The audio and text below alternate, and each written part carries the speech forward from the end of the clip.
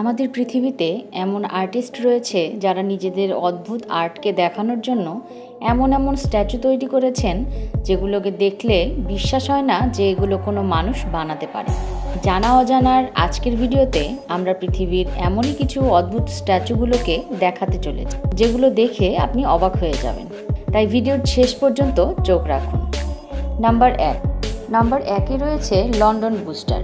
আপনি মানুষকে অনেকবারই পুশ আপস করতে দেখেছেন বা হয়তো আপনি নিজেও প্রতিদিন করেন, কিন্তু এখানে কোনো মানুষ নয়, বরং বাস পুশ আপ করছে। লন্ডনে অবস্থিত এই আর্টটিকে বানিয়েছেন world famous artist David same. এই আর্টটিকে 2012 সালে হওয়া অলিম্পিকের জন্য বানানো হয়েছে, তবে এখন এটি মানুষের জন্য একটি বিশাল আকর্ষণের কেন্দ্রও হয়ে গেছে।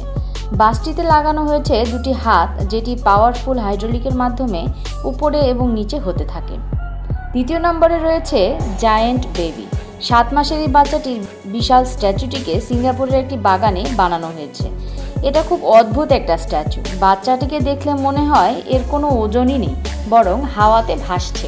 স্ট্যাচুটি তার হাতের মাধ্যমেই ঝুলছে। স্ট্যাচুটিকে স্টিল এবং ব্রোঞ্জ দিয়ে বানানো হয়েছে। ওজনের কথা যদি বলা হয়, এটি 7 টন ওজনের। তবে যাই হোক, আজকালকার মডার্ন ইঞ্জিনিয়াররা এই অসম্ভব কাজটিকে সম্ভব করে দেখিয়েছেন। তৃতীয় নম্বরে রয়েছেন অ্যান্টনি হাউ। অ্যান্টনি হচ্ছেন একজন অদ্ভুত আর্টিস্ট, যিনি মেটাল এবং পলিমারের মতো জিনিসগুলিকে ব্যবহার করে এই ধরনের আর্ট বানিয়ে ফেলেন। এনার বানানো অনেক আর্ট রয়েছে যেগুলি দেখে যে কোনো মানুষ অবাক হয়ে যাবে। এই আর্টগুলির বিশেষত্ব হচ্ছে যখন হাওয়া চলে তখন হাওয়ার ডাইরেকশন অনুযায়ী সেগুলি দিক পরিবর্তন করে এবং মূল আর্টগুলো তা মুভ করতে থাকে। এই আর্টগুলি দুনিয়াতে খুব কম মানুষই বানাতে পারে। 4 নম্বরে রয়েছে মেল্টিং ওম্যান ফেস। টাকানা নামক এই আর্টিস্ট সারা পৃথিবীতে তার এই ধরনের বানানো আর্টের জন্য খুবই বিখ্যাত।